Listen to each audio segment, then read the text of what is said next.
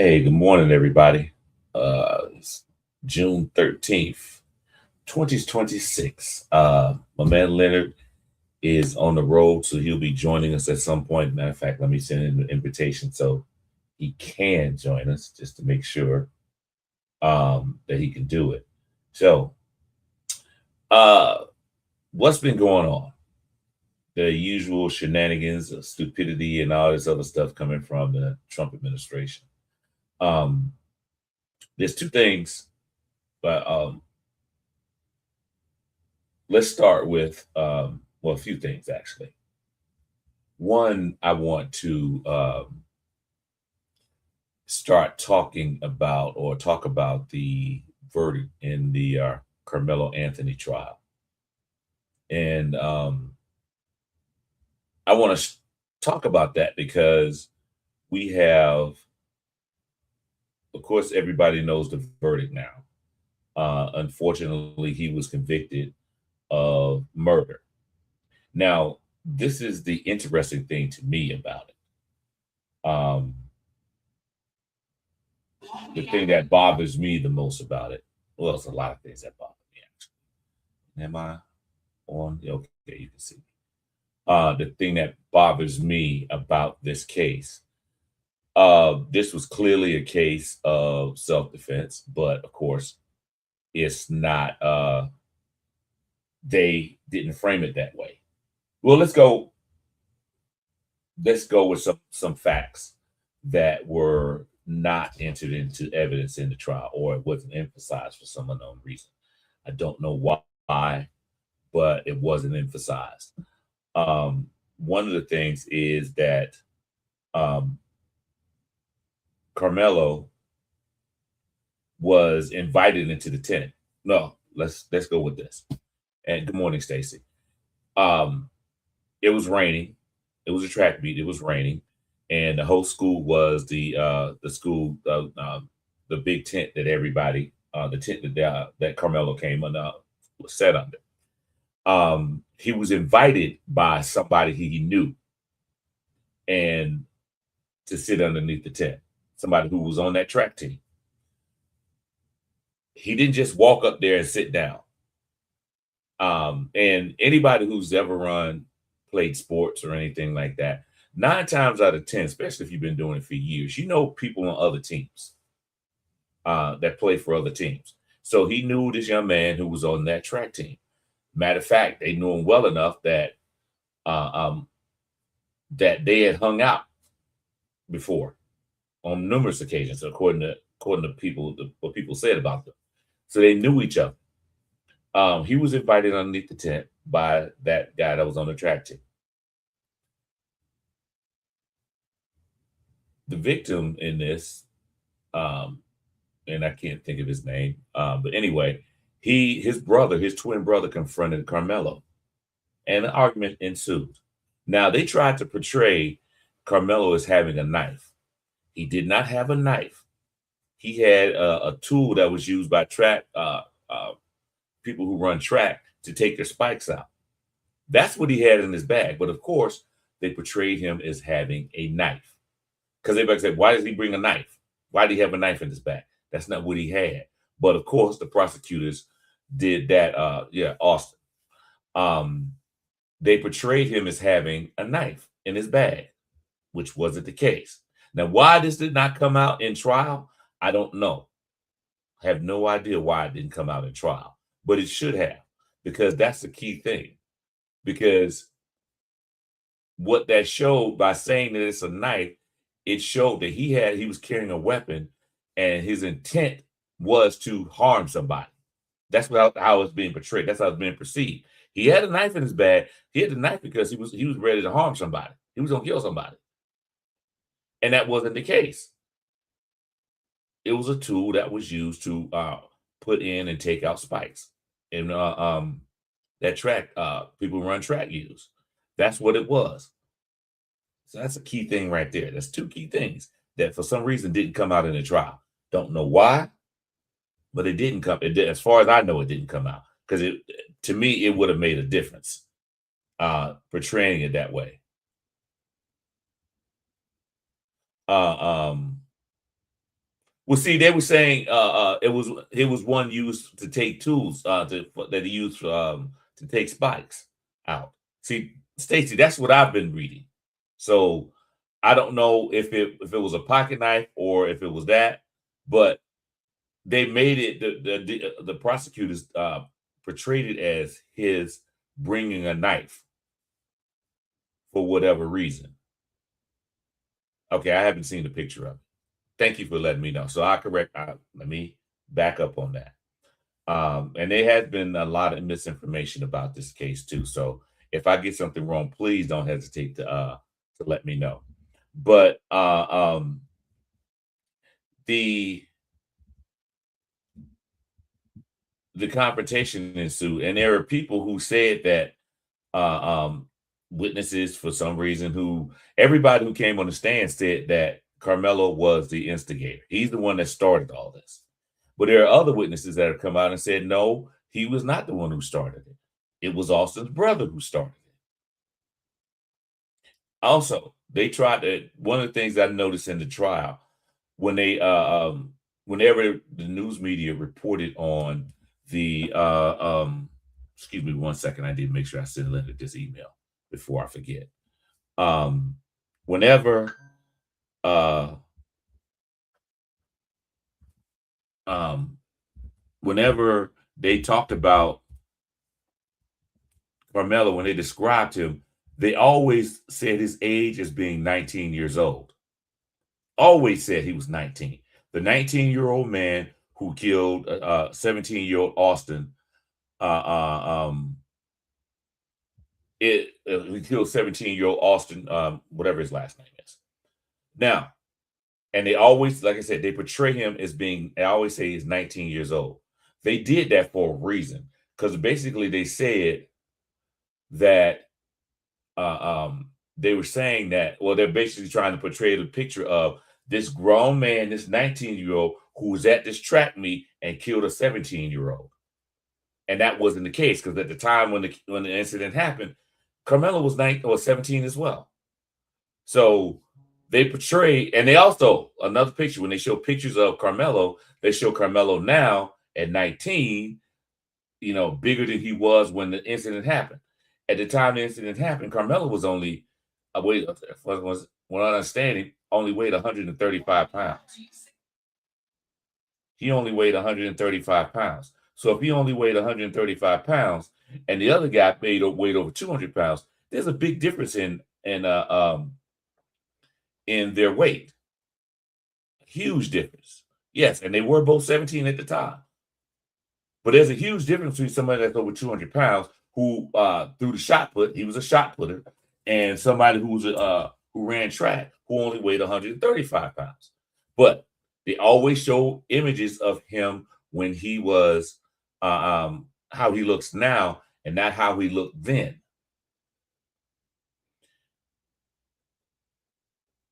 Also, the pictures, when they showed pictures of when Carmelo was right after the incident, they showed pictures of him. One, and this is something they did with the OJ trial too. They showed him, all the pictures showed him as a darker skinned person. Now, the reason why they do that, because Time Magazine did this with during the OJ trial. They do that because, of course, the darker you are, the quote unquote more menacing you are when it comes to a black male. So they portrayed him with darker skin, so he looked more menacing. Also, they airbrushed all the injuries that he had. Supposedly, he had injuries on his neck. He had a bruise over his eye and all of that. Because if they showed a picture of him with the bruises under his eye, basically a black eye, and bruises on his neck, that shows that he was in a struggle. Because the prosecutor, the prosecutor tried to say, "Oh, he only got pushed." They never mentioned that there were several people who were confronting him.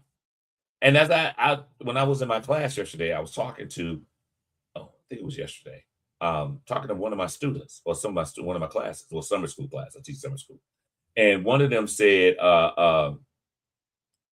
he said, if you were caught in that situation and several people were confronting you, and what would you do? And of course, one going trying to be hard. "Oh, I wouldn't worry about it. They ain't gonna do nothing. Blah blah blah." I was like, well, the rest of us would think that we were about to be jumped. That's what we would think. And as Marion and I had this conversation the other day, when he called me, and he told me the legal standard for stand your ground in Texas. Now everywhere else is stand your ground says you don't have the duty to retreat. You don't have to retreat. You don't have to run. According to him, uh, uh, um, according to Marion and what he told me when we were talking on the phone, I was actually driving, so I didn't see it for myself. It's in Texas, it has to be three elements. I think it was three elements. Correct me if I'm wrong, Marion. Three elements that have to be present for standing ground to be legal. Three different elements. Um, and he didn't meet all those three elements. But in real life terms, he had a choice. He could have, and some people say, well, he could have walked away. Could have. But when you're not doing anything wrong, you're not bothering anybody. And why is that? Okay. He had been there for a while. Why would he leave? He wasn't bothering anybody. He was talking to his friend, this guy he knew. And and Stacy said he tried to retreat and they bragged and pulled him back in. That may have been the case, but none of that came out in trial. None of it came out. Now, why none of it came out, I don't know. Every witness swore up and down that Carmelo was the aggressor because, a black person cannot be just an innocent victim. We always have to be the aggressor. When it's a multiracial thing, it's always the black person that's the aggressor. It's always our fault. We're the ones that instigate everything. We're the ones that start everything. We're never the ones that have the expectation of having fear or the expectation of trying to protect ourselves. We don't have that. And that's a problem. That's how we're always portrayed. Whenever there's a case like this, it's always us. We're the ones that's the aggressor. We just can't be the innocent person that everybody else goes after. That can't be the case. Oh, and also too, I forgot, when they showed a picture of Austin, they showed him from when he was a freshman in high school. They didn't show a picture of him and how he let the day the incident happened. They didn't do that. They showed pictures of him as a 14-year-old. Like I said, they wanted the public to perceive him a certain way as being an innocent kid, a little kid, and this grown man attacked him for no reason. That's how it's been portrayed. And if people say that race didn't play a factor in this case, it played a huge factor. Even in the fact of one, he wasn't given an opportunity. I mean, the jury convicted him of murder, first-degree murder. Now, this is the thing. In order for you to convict somebody, in order for somebody to be tried for murder, there has to be intent. Like, he intended to murder him. Otherwise, whatever happens and somebody dies, that's manslaughter. If you get into a fight with somebody and you punch them and they fall and hit their head, that's not murder. That is not murder. Now, if you punch somebody and they hit their head and you keep punching them, then that's murder. Because your intent was at that point, probably was to kill them. But let's say if you shoot somebody, after you shoot somebody, you're intending to kill them. not intending to wound him, unless you specifically aim at somebody's foot or something. But if they die with that, your intent probably to murder them. That's where the charge comes in. If you're trying to protect yourself, which, as I say, that's stand your ground. Because I don't have a duty to retreat. I don't have to retreat according to the law. That's stand your ground. If that's the case, you attack me, I'm protecting myself. That's self-defense, stand your ground, all that. And then whatever, because of what you do to me, you get killed because I'm protecting myself. That's something different. That is not murder. That's manslaughter. But for some reason, he was charged with murder. Well, convicted of murder. Now, I don't remember, and Marion, correct me, or somebody correct me if I'm wrong. It was the murder. I mean, there were no lesser charges. Murder was it. Now, he could have gotten manslaughter for this incident, which should have been the proper case. I mean, and matter of fact, it should have been involuntary manslaughter because he wasn't trying to kill the kid. If he was trying to kill him, he would have stabbed him more than one time. He was trying to get him off of him. And to Angie's point about Kyle Rittenhouse wasn't even being threatened by anybody. He's the one with the AR-15. He shot an unarmed man. And when he did that, Kyle Rittenhouse was not even legally allowed to own a gun, possess a gun. Excuse me. He wasn't legally allowed to possess a gun. And he killed 2 people. And of course, he got off because, of course, he was a white kid and it was self-defense. Now, where the self-defense came in, when you're the one with the gun and the other person didn't have a gun, I don't know where the self-defense comes in at. Well, you were the one that initiated everything. And look at the case of the white kid in Texas. Let's stay in Texas. He killed 4 people being drunk. And his thing was he got off with influenza. The judge said, I don't want to sentence him because I don't want to mess up his future. That's crazy. Then another case, a white college kid, raped a young lady in front of several people, testified to it, was convicted, and the judge is like, I don't want to mess up his future. But Carmelo Anthony, nobody cared about his future.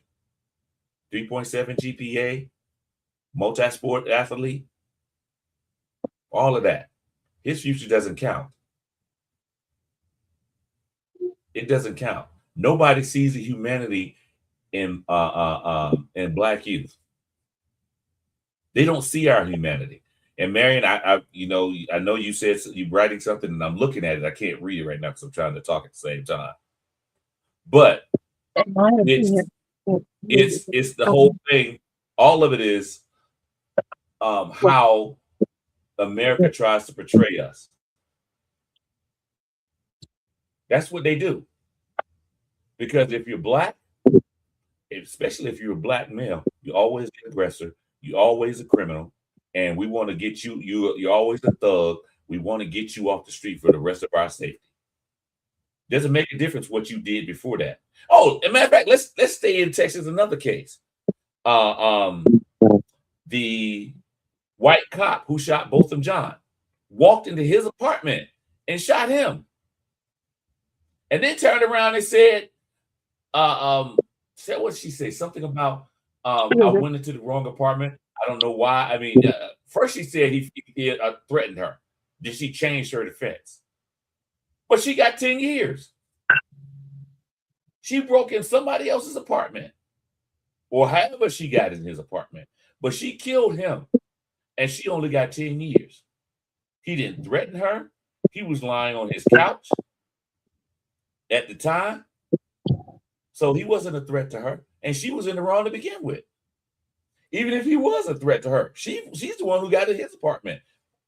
He didn't come in her apartment. But the judge only gave her 10 years. But Carmelo got 35. 35. It all goes back to the fact of a black male is always a threat. Even when we're trying to protect ourselves, we're the aggressor, we're the threat. And as Leonard said he was going to be convicted, which we pretty much all, to be quite honest, we all knew it. We all saw it coming. We all saw it coming. We know he wasn't going to get a fair trial. We knew he was, even before the trial started, when they said there are no black jurors on there. When the prosecutor struck doing voir dire, which is the time when they selected jurors, he got rid of all the black jurors on there. Well, I did read one black juror, which is the stupidest shit I ever heard in my life. This dude said, "I can't convict a black man of any crime." So he got wiped out just because he said that. Now he could have kept that shit to himself and been on the jury, and it may have made a difference of whether or not Carmelo got convicted. He could have kept it to himself because they do it all the time. Members of other communities will do it every single time. They will keep their stuff to themselves, and they will, in the end, they will not vote to convict somebody. They have their own biases against the victim or whomever, or they're always in favor of the people who look like them or come from their neighborhood or whatever. It happens every single time. But he had to say something because he wanted to be honest. That's the stupidest shit I ever heard in my damn life. Because that could have made a difference in what happened. And then the prosecutors knocked out the three jurors. Now, and because his ruling is they were all teachers. And I don't know if they were all female women, but 3 black women. I think they were 3 black women, and they were all teachers. So he got rid of them because in his logic, black teachers can't, or teachers, he said teachers can't be impartial in this case because, it happened on school grounds, which I think is crazy. So you trust everybody else to be impartial, but you can't trust a teacher to be impartial. You can't trust that. And I heard a rumor, and I'm not really sure, but I've heard that one of the jurors was a white male teacher. Now, whether or not that's true or not, I don't know. But if that's the case, that right there is enough for him to win an appeal. That's legally enough right there. Your reasoning, but not for knocking the black women off or the black people off the jury, is that they can't be they would not be impartial because they were teachers, but you allow a white teacher to be on there. And now, as somebody who's never served on a jury, ironically, all my years in law enforcement, even after I got out of law enforcement, I've never been on a jury because I used to be a cop, and for some reason, everybody thinks that cops can't be impartial. In my thought process, I would be the best juror you'd ever have because I pay attention. I know when a cop is lying. I know when I can sit there and look and hear testimony and say, "Oh, that's some bullshit right there. That's not how you do it." So I think I'd be the best juror on there. I won't automatically think somebody is guilty, and I won't automatically think somebody is innocent or not guilty. I'll listen to the evidence, and I can examine the evidence from my point of view. Now, because I was a cop, I've never been on one. I get knocked out in the first 10 minutes of jury selection. That's something. In the first 10 minutes, I get knocked out because I used to be a cop. And even after I stopped being a cop, do you know anybody that's a cop? This is when I was in DeKalb County. You know anybody in DeKalb County that's a cop? Yeah, I do. Okay, sir, you're excused. I may start doing like everybody just lie. Say, no, I don't know nobody that's a cop. They just start lying. because I want to be on a jury. I really want to see how this works.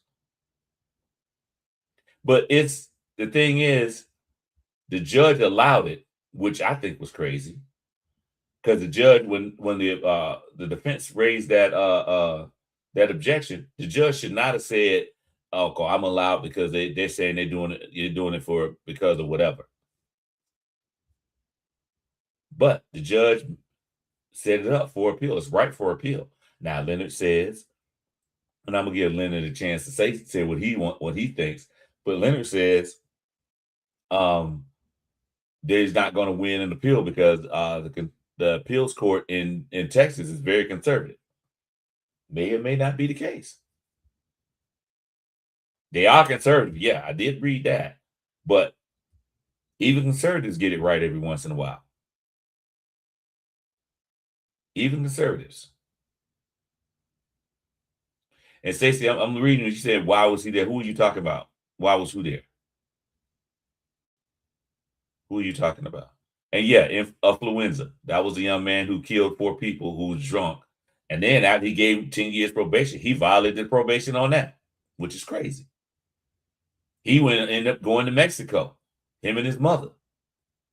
Now, I don't know what happened when they got caught, but they did get caught.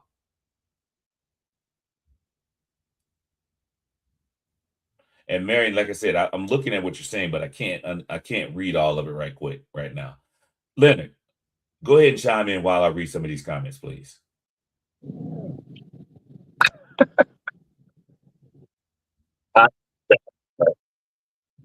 At some point, we're going to have to stop suffering from cognitive dissonance and making these decisions to move places where you're hoping that your kids aren't in danger, but they keep showing you that your kids are in danger.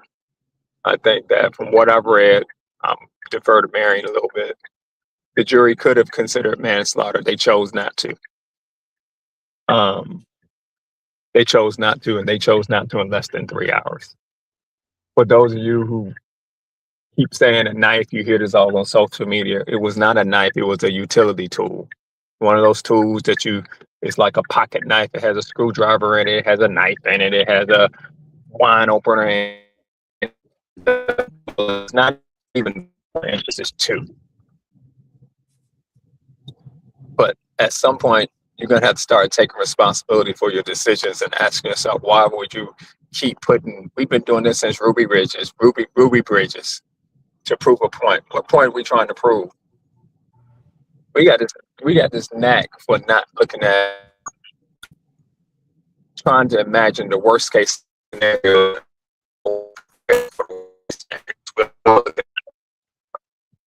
One of the things that it is you want to have hope beyond hope, that as white people mature and keep going forward and change. And in some cases that's been the case, and in a lot of cases like this it hasn't. But they made the conscious decision, and they've also out strategized us, whereas they played the long game. Right now the long game has won out, in a sense. You damn near need the divine intervention to change it.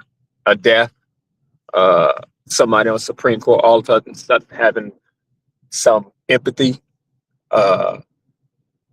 But surely you know that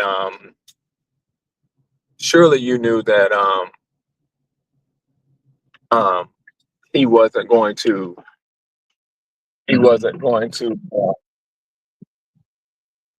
that he wasn't going to be not convicted, and that he was going to strike those jurors off. The prosecutors know they're doing. It's a strategy for them.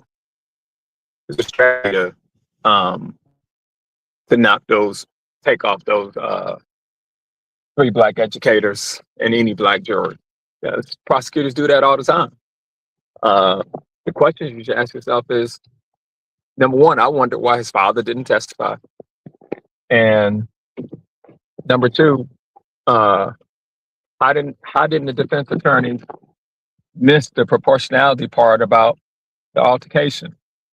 Because if anybody knows that if a 200-pound person goes to do what we call a football, decleat somebody, that means you're trying to pick them up by the waist and flip them onto their back. And if you do that to a stranger, they definitely gonna think their life or their well-being is in danger. Anybody that plays football will tell you that, or has ever played football. So,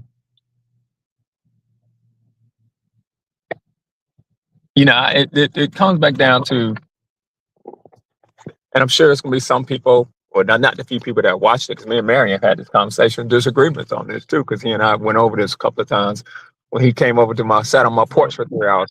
Thank you, Marion. Listen, I'm gonna respond to something that Marion said. Yeah, lie to get on a jury. He froze, Leonard. Lie to get on a jury? Is that what he said? Yes, Marion. Yeah. He said a former cop telling people to lie to get. Hell yeah, lie to get on a jury. People lie to get off the jury. Well, how about this? I mean, what difference does it make? That doesn't. If you lie to get on a jury, that doesn't mean you can't be impartial. How about this? Are you still saying that we should play by a different set of rules than everybody else is playing by? Is that what you're saying? We should play by the same rules that everybody is playing by. Right. And I'm saying, Mary, you think that people didn't, what we're seeing now is that they have familiar relationships with the judge, and you, is that what you're saying? And then the question for me comes, why? I'll say this, I'm sure I'll get in trouble with this. Black people can't treat cheap. All we can ever do is try to level the playing field of a playing field that's been cheated on since the time we got here. So it's not, you can't even say the same thing, because even when we do what they tell us to do, they change the rules. You watch right now. It's not that we have the same conversation. Why the same thing at the same time? We should do. It should be above the people and all that stuff like that. But listen, Ken, if I'm at my destination, and since I'm a part of the program, I just want to chime in. I'm glad y'all came on. I'll see y'all next week. Let me go ahead and bid a fond farewell to a old cousin of mine. So, and I'll see you all next week. All right.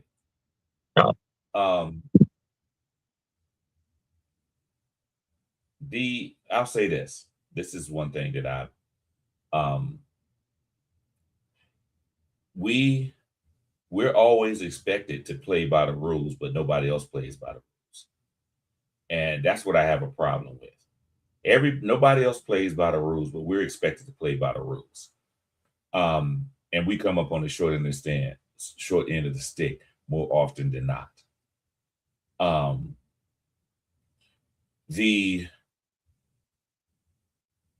It's in this particular case, we can all agree that that young man didn't do anything wrong to begin with. He was just sitting underneath the tent. That's all he was doing, out of the rain. He wasn't down there bothering anybody. He was talking to his friend. Why his friend didn't testify, and I can pretty much guarantee the reason why his friend didn't testify was because he didn't want that smoke. He didn't want to have it. He did not want to be the one to testify, go into that school and testify that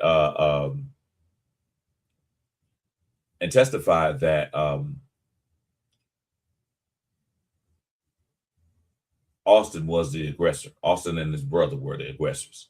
He did not want to be that person because he still had to live in that community. And also, too, one thing I would have done if I was if I had been the defense attorney, I would have asked for a change of venue. I would have had the trial in that area. And this is, if I'm not mistaken, this is a suburb of Dallas. I would have moved it to Dallas. You get a more diverse group of people there. And they, because he couldn't have gotten a fair trial in that area anyway. All the jurors are from that community, which, that's how it works.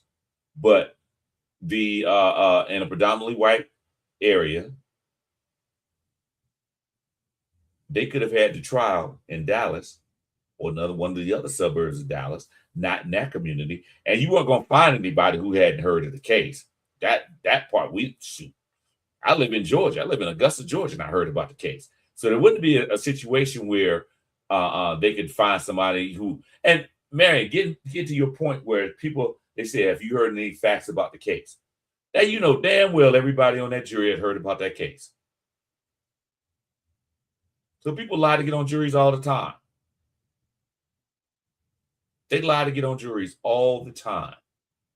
So to sit here and say that people don't lie to do that, that there's one guy who said, who said if he had not told the truth and said, yeah, I can't, I can convict anybody.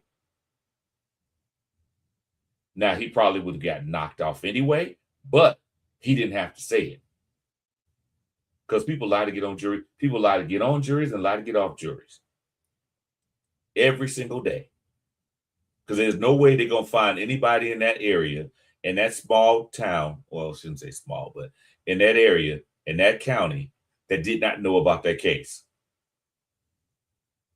That's an impossibility.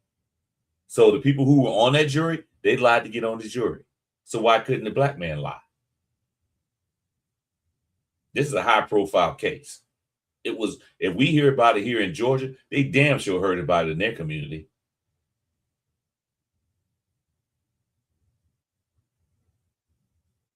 So yeah, and as Stacy said, the young man who shot up the kid who shot up the school here in Georgia, they moved his trial to another county. A change of venue happens all the time. All the time. There's nothing special about that. That happens. When I was in where was I at? In the Bronx. When I worked in the DA's office, one of the first cases I was involved was the case of in the murder of Amadou Diallo. And that was a case where Amadou Diallo, I think he was Senegalese, I think. But he was coming home at night, about 10 o'clock at night, 4 white police, and he was walking into his apartment building. 4 white police officers on the street crimes unit confronted him because they were looking for somebody a rape suspect. And they told him, show us your hands. So he pulled his hands up, show us some ID. And he reached for his wallet. Well, one of the officers said he had a gun. And then another officer stepped back because he was on the steps. He stepped back and tripped. And the officers thought that Amadou Diallo had shot him. So they started shooting Amadou Diallo. They shot him 19 times. They shot him 19 times. And this was in the Bronx. Guess where that trial was held? Albany, New York. Albany, New York. So to change the venue in a high-profile case, yeah, that does happen all the time. Why they didn't ask for a change of venue, I don't know. Maybe they did and the judge denied it. Hello, Sandra. Maybe the judge denied it or whatever, but it does happen. This case is ripe for appeal, period. And Marion, it may take 3 or 4 years, but it ain't 35 years. It ain't 35. And if there is a retrial in this case, if he's granted a retrial, how much you want to bet there's going to be somebody black on that jury?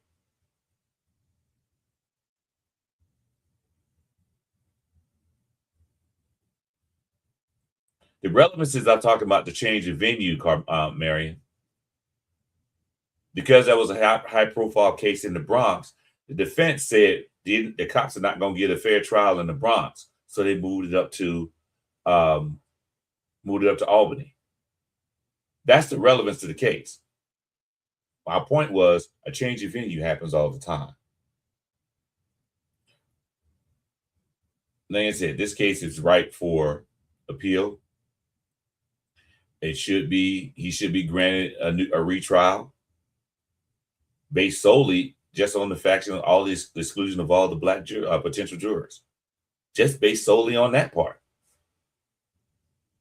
And the prosecution, they can argue that they did it for some other reason, but in reality, everybody knows why they did it. And also, too, well, let's just go with that part right there. There are probably other reasons that happened, but he should be granted a retrial. And then you say it take 3 or 4 years. That's better than 35 years. And from what I understand, they've already filed the appeal. The next day they filed the appeal. Now, there's something else I want to talk about today. Something I went on Facebook Live about the other day that caught something I heard when I was listening to Sirius XM on Urban View, the Clay Kane show. And there was a guy named, I think his name was Rashad Roberts. I know his first name was Rashad. Anyway, he was talking about how we have all of these, and this goes back to, of course, race again. How all of these coaches, they come into these the houses of these black athletes, and they tell the parents that they're going to treat them like I'm going to be their father on campus. Or their mother on campus. I'm going to take I'm going to take care of them like they're my own child and all this and all that. And one thing he said, instead of parents listening to that, why not find out their voting record or find out who they're sending their money to? Because let's say this: if I'm sending my money to a candidate, I believe in what that candidate says. If I'm sending my money, my hard-earned money, to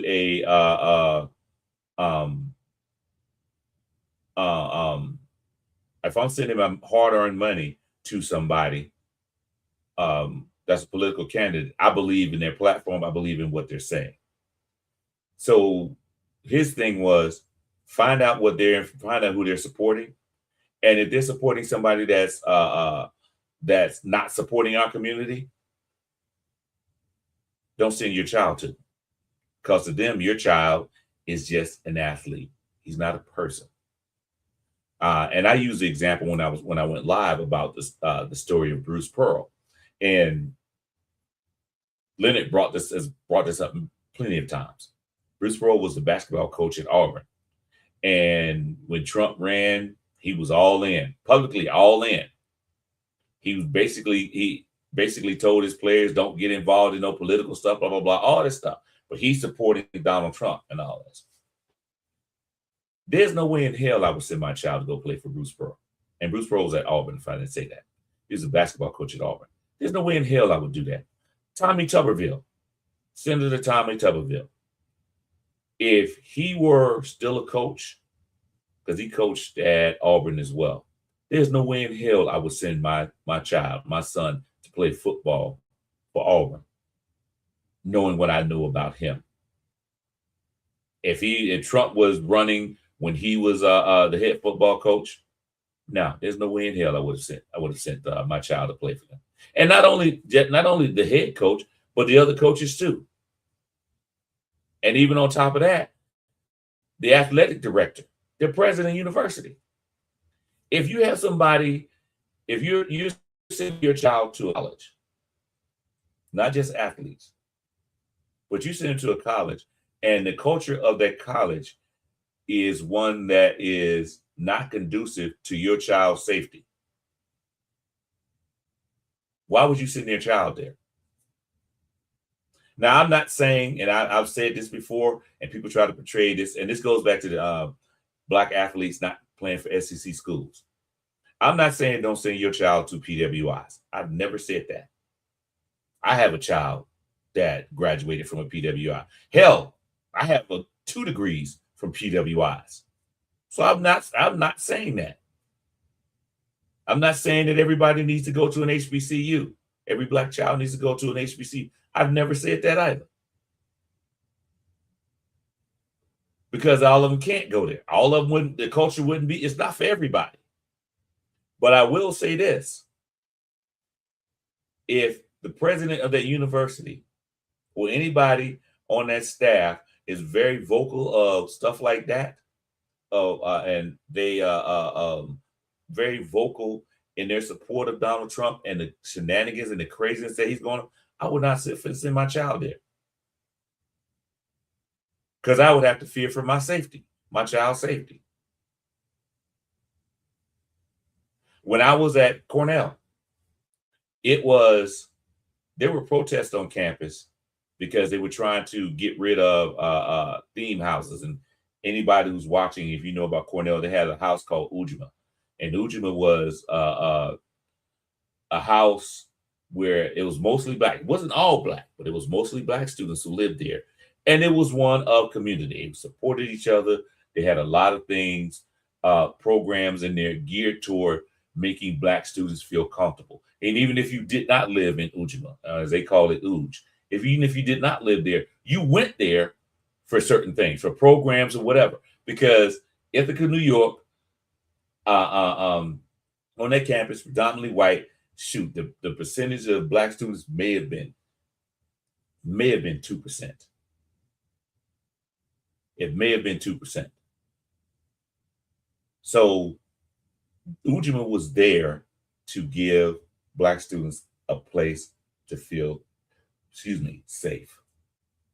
That's it. Just feel safe. Only for a few moments. Feel safe. A community where they could feel safe on the campus.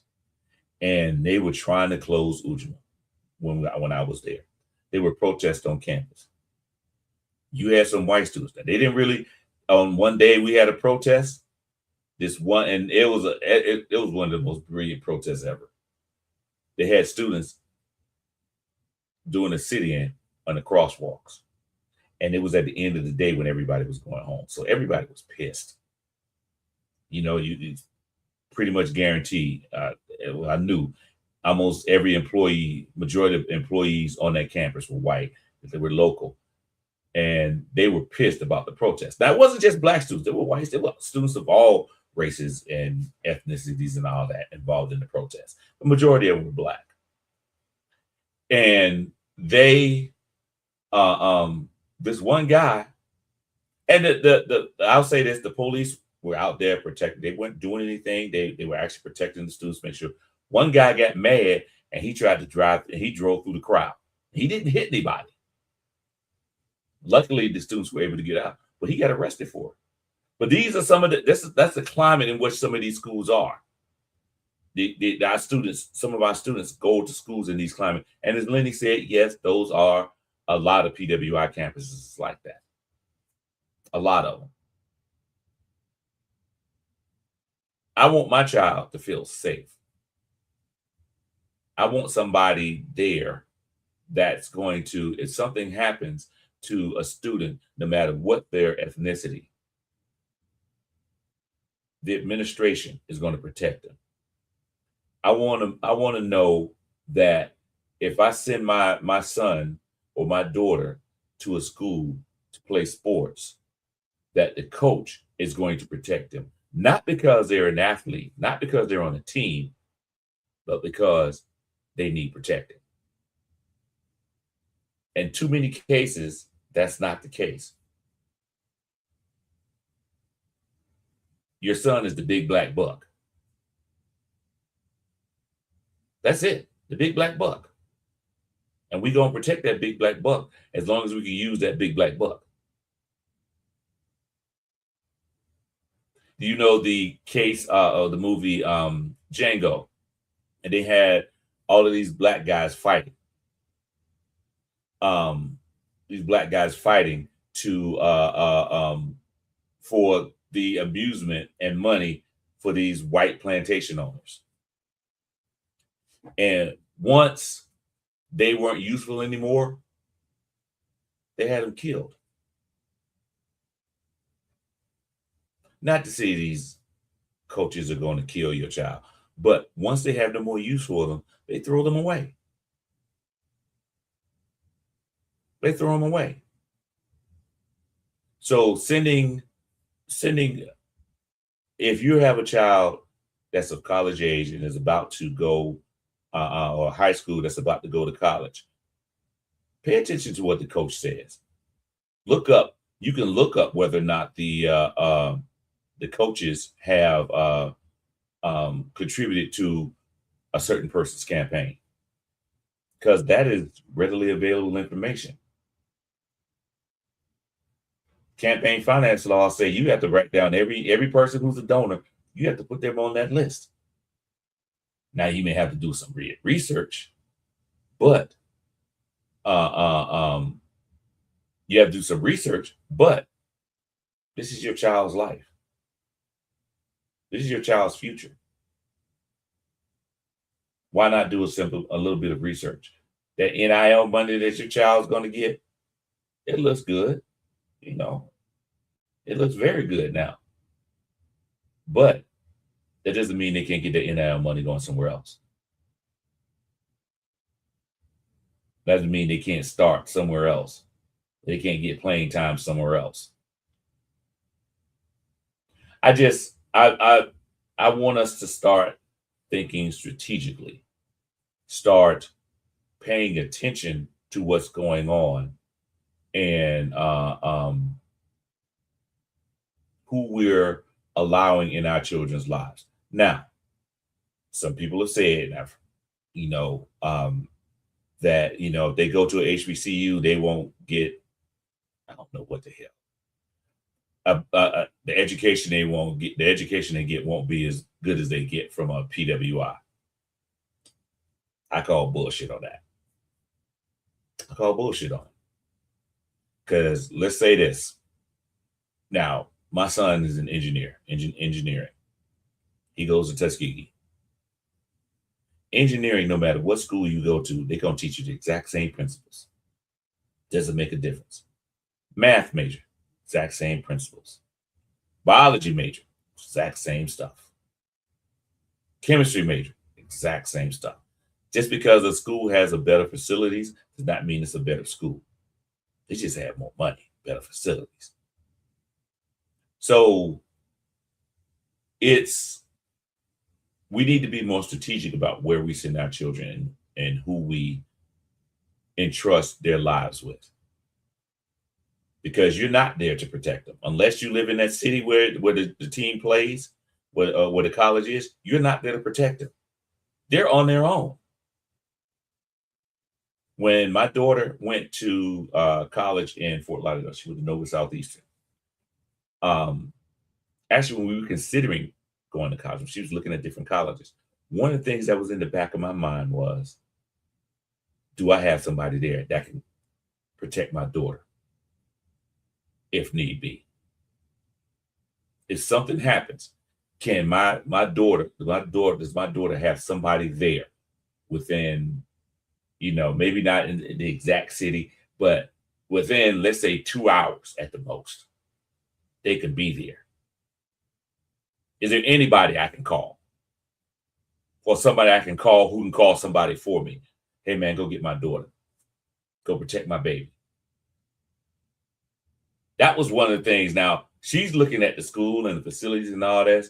Daddy's thinking about who's going to have my daughter's back when she needs it. And we were very fortunate that I have family in Fort Lauderdale,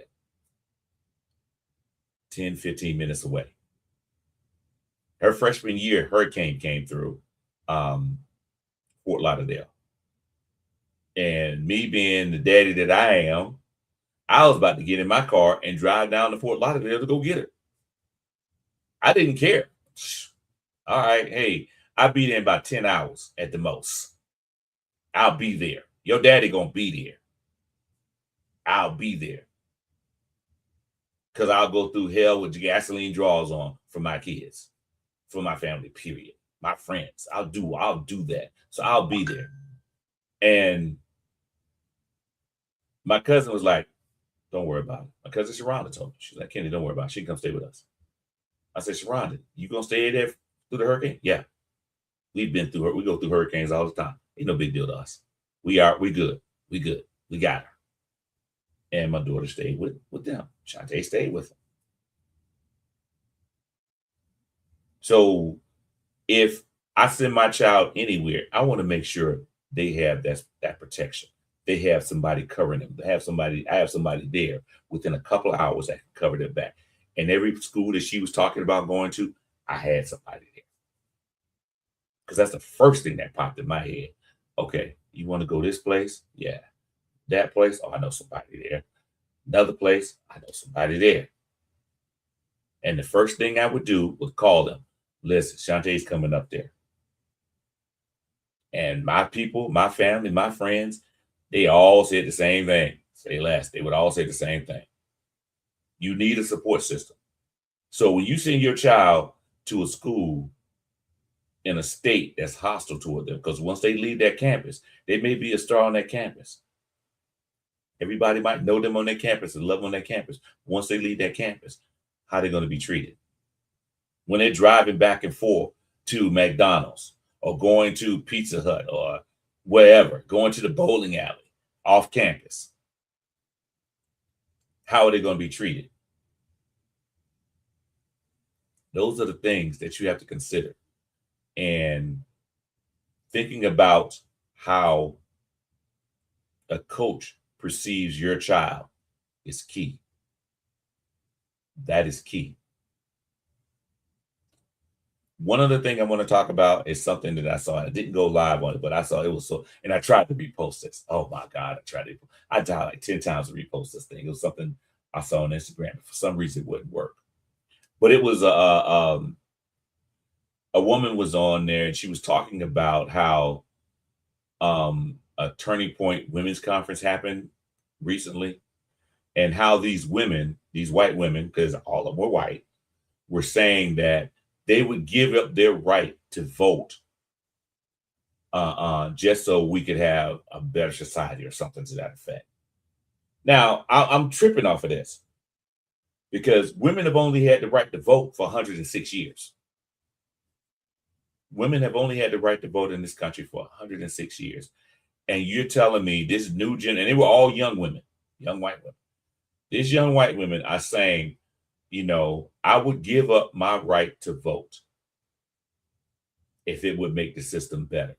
If we could get back to this whole thing, well, we want to end abortion and all this and all that. There's a whole myriad of things that they're talking about that they would give us their right to vote, so we wouldn't have these issues in America anymore. And I thought that was very fascinating. There's a whole conference for the women saying this. They would give up their rights just to make America better. Get back to America where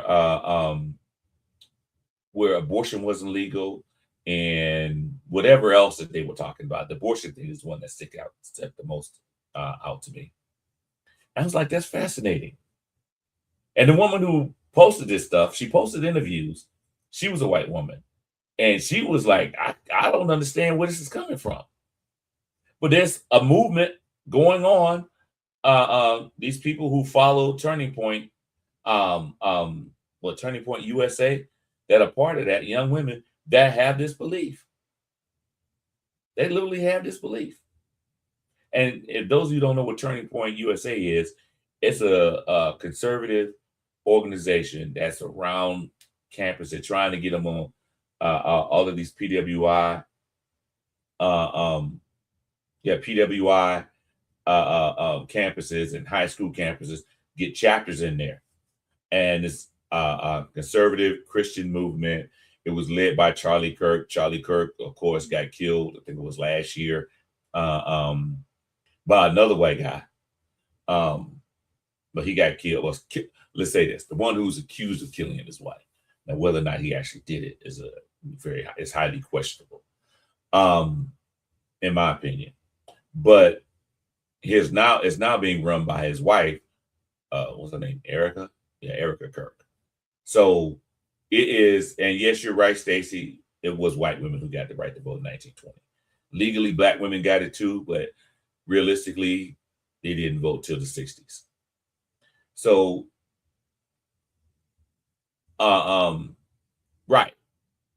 They wanted to go back when women had no void and no vote and no voice. That's what they're trying to put it back to. This whole thing where a woman should be seen and not heard. Barefoot and pregnant bull. All of that stuff. Why they're doing it, I have no idea what the impetus for this is. Because a majority of white women already vote And they would give their right so their husband, they would follow their husband and his vote. Whatever the husband would decide for the whole house. So only the husband, the men, could vote in the house, and they would allow that to happen. Whatever my husband says, that's what goes in the house. My husband would vote for the house. That's their thinking behind all of that. So it's very interesting. And we keep, everybody keeps saying that over the last few elections that white women will rise up and start voting the right way, voting for their own interests to make sure that they keep their rights. That white women were upset about abortion, so they're going to make sure abortion is still legal, so on and so forth, all those things. And that's not the case. That is not the case.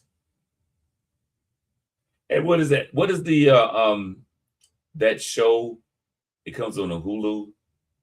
And I want to keep in my mind it's Stepford Wives, but I know it's not Stepford Wives.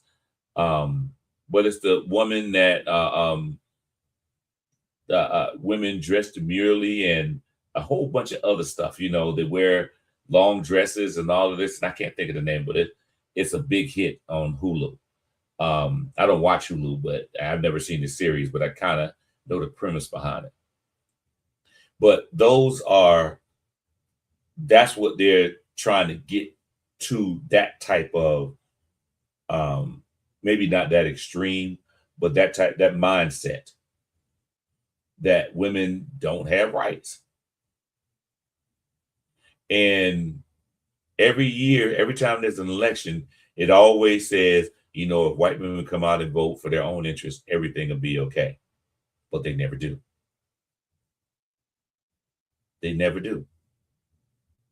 They follow whatever the husband said, or maybe not following the husband. Maybe they think like that, but they don't care. Like in this bill that came out that they were trying to get passed, where in terms of voting, where a woman's name had to produce a passport, and her passport had to reflect her name when she was born. Handmaid's Tale, yeah, that's it. In order to vote, she had to have ID that reflected what was on her birth certificate. Now, when you change your name, most people, if they get married, most women, when they get married, I'm not gonna say most, yeah, majority of women, when they get married, they change their last name. Either they change it completely to their husbands, or they hyphenate it, but they change their name. So your ID will not reflect what was on your birth certificate. So they're trying to get back to that type of thing. They want to get to that. That's what they're supporting, stuff like that. I don't know why that philosophy is even an issue. Why somebody would even think that. Why would a woman want to get back to the point where women don't have the right to vote? Now, I understand you're anti-abortion and all that. In my philosophy on that, if you're anti-abortion, don't have one. But this whole thing of not giving up your right to vote makes no sense to me. That makes no sense to me whatsoever. And I don't understand why a woman would do that. As much as women fought for the right to vote. Just like I don't understand why anybody black wouldn't vote. As hard as we fought to get the vote. Decades and decades of trying to get the right to vote. And you don't want to vote. And that's funny. You said women, they don't want women to work. And I think that's crazy. Because it's hard for the average person, the average family, to survive on one income. Unless the person with the one income is making a great deal of money, it is very hard to do that, survive on one income. So why would you do it? Why would this barefoot and pregnant thing come up? And I'll say this, and I've said this for years, most Black women didn't have the luxury of not working. Our mothers, grandmothers, great-grandmothers, great-great-grandmothers, they always worked. Majority of them worked. If they weren't working in the fields, when they were enslaved, after enslavement, a lot of them worked. Taking in, cleaning white people's houses, taking in white people's laundry, all that stuff. Our women in our community, and I guess in most communities of color, women have worked. I don't understand this whole getting back to women not staying at home barefoot and pregnant. I don't understand that. That makes no sense to me. Because our women have always worked. Sisters in our families have always worked. Now, daddy made enough money where mama could stay home and take care of the kids and all that. And that's, that did happen. But majority of the women in our communities have always worked. Some type of work. They may not have got paid much, but they got paid because they needed to. Oh, Stacey, you saying they can't get a tubes tied or get a hysterectomy unless they have the husband's permission. And also, too, I think that part there, Stacey, goes back to the whole the birth control argument, because the white people are fastly becoming a minority in this country. And yeah, and I agree with you on that too, Stacey, that the education department downplaying degrees that's dominated by women. That's a concerted effort. That's not something that's not calling them professional degrees. That is not something that's a coincidence. That part is not a coincidence. That thing is not a coincidence. They did that on purpose. Yes, and it's dominated by women, especially Black women. Education, nursing, things of that nature.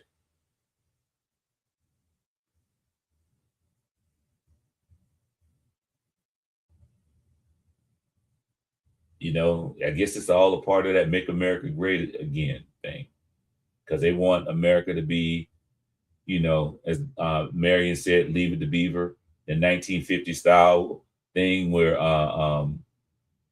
Ward Beaver went to work and Mama Beaver stayed home. I'm sorry, Cleaver. Ward Cleaver went to work and Mama Cleaver stayed home, and I can't remember her name in the show. Or I Love Lucy, where Lucy stayed home and her husband went to work every day. But those are the type of things that I think they say they want to get back to. Why, I don't know.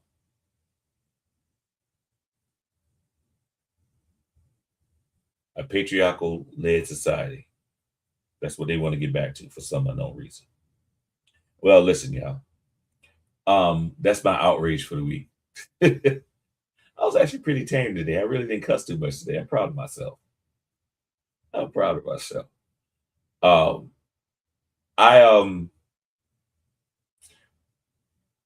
This upcoming week, well, tomorrow, and yeah, Mama Cleaver stayed home and wore high heels. You're right. She did. Clean the house in high heels and a dress. I didn't see Leave It to Beaver too much, but I did see enough of where I know that much.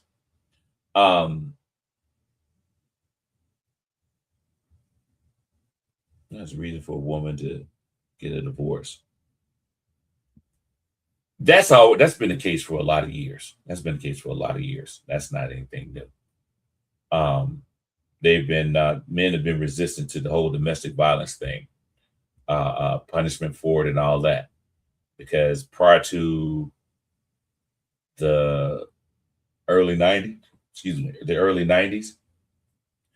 police officers would just tell the man, if a woman called the police, it's, hey, just go for a walk, go see a friend, come back, go walk it off. And these men would go walk it off and then come back and kill the wives. That's where the law started changing. So, and still, the law still has not caught up with reality in reference to domestic violence, and not just on men, but on all our parts, on men and women.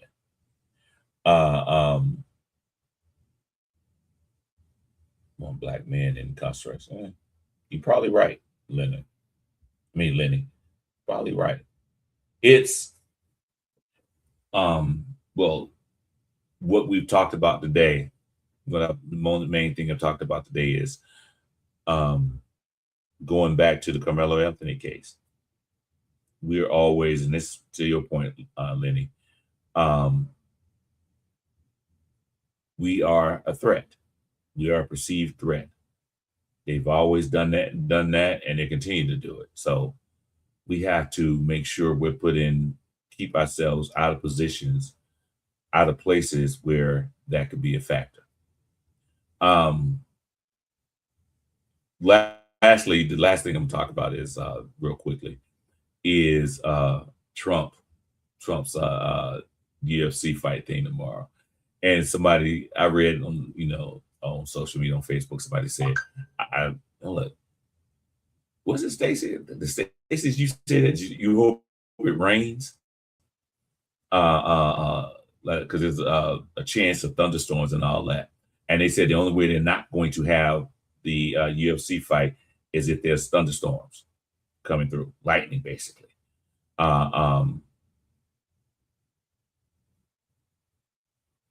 Yeah, Lenny, yeah, it is that. They investors in those private prisons want those prisons to be almost full. Otherwise, they won't make any money. They won't make a profit.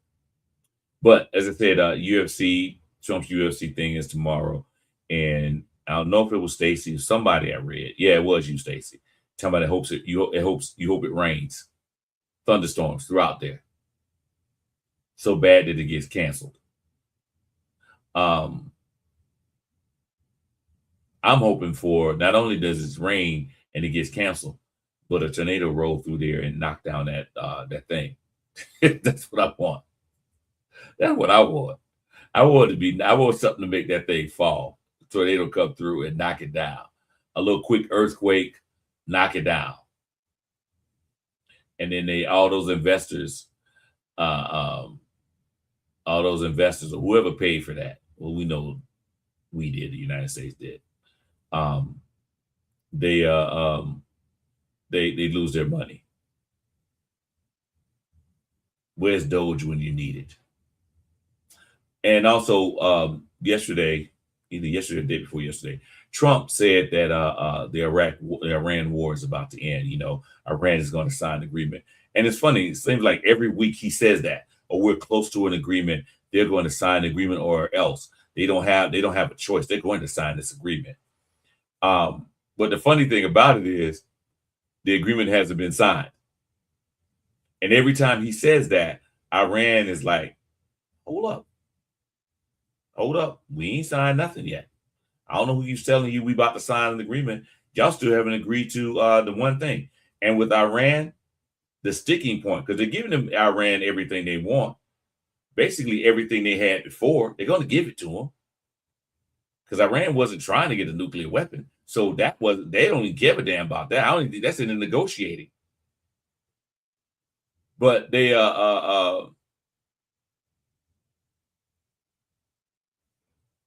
the sticking point with why Iran won't sign it is because of Israel and Israel attacking Lebanon. That's it. That's the sticking point. Iran has already agreed to everything else. That's that one thing that is preventing this from going forward. And ironically, it's the one thing the United States can't control. They can't control Israel. That's a sticking point for them. They can't control Israel. So guess what? This deal is not going to happen because Israel doesn't want it to happen. They're going to keep going at sending bombs and missiles over to Lebanon. They're going to keep doing that because they are psychotic people, to use Angie's phrase. Netanyahu knows that if he doesn't have an enemy to fight, he's going to be prosecuted, because he was about to be prosecuted before the October 7th massacre. He was about to be prosecuted because of crimes he committed as prime minister. So you mean to think, so you don't think he doesn't have a vested interest in trying to keep that stuff from going, that stuff from ending? Now, he wants that stuff to keep going. He really wants it to keep going. And there's people in the government, in the Israeli government, that they're warmongers, so they want a war anyway. They're looking for an excuse to kill somebody.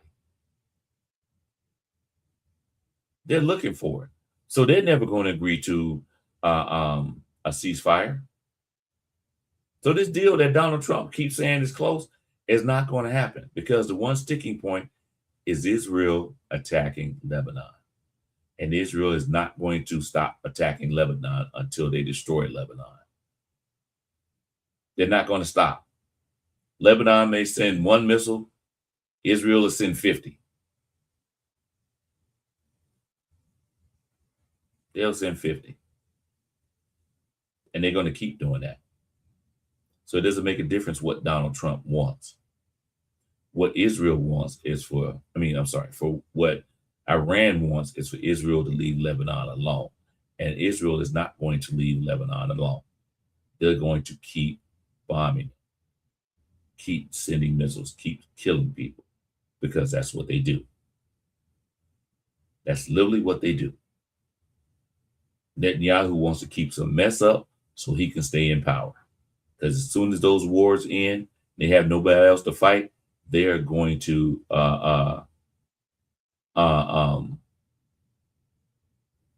it hasn't been signed off by the Ayatollah.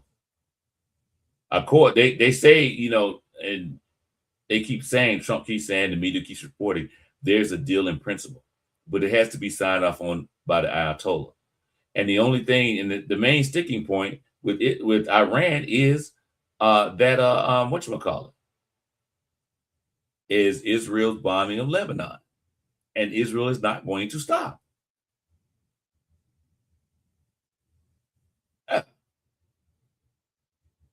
And Trump is manipulating the markets by saying that, we're close to a deal. He does it every week.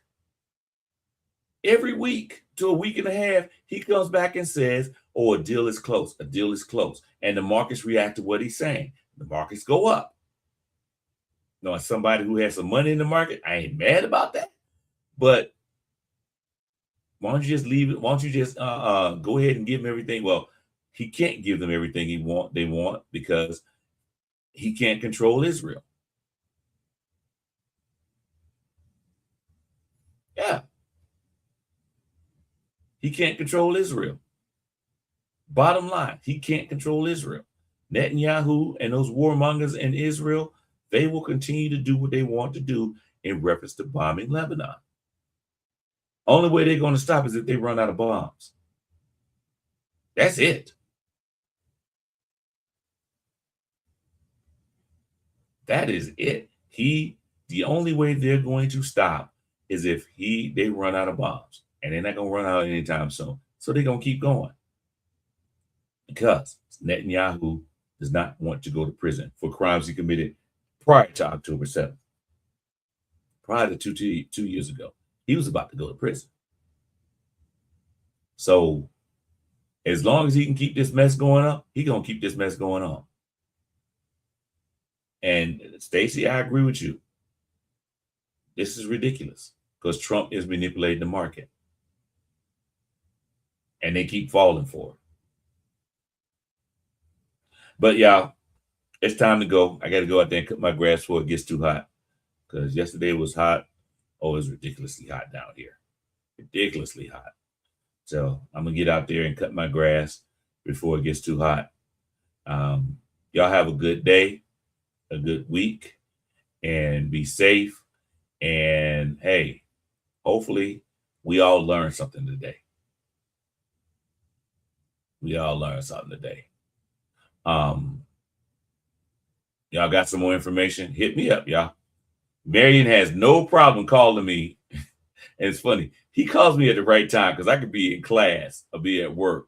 And the time he calls me, I'm on break. I don't know how he figures out when I'm on break or whatever, but he calls me at the right time. But yeah, hey, send some information to us, y'all. Because we don't know everything. And now it's not already too hot. Actually, I like Stacy. This is the time I like to cut it when it's hot. I love cutting grass in the heat. I love doing that. I love a good sweat. Love a good sweat. But y'all be safe this week.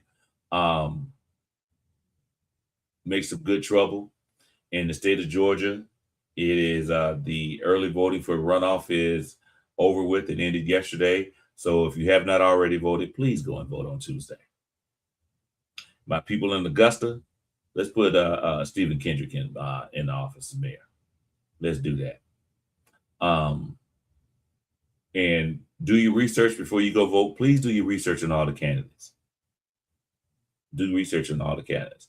Don't rely on somebody else to tell you what you think about somebody.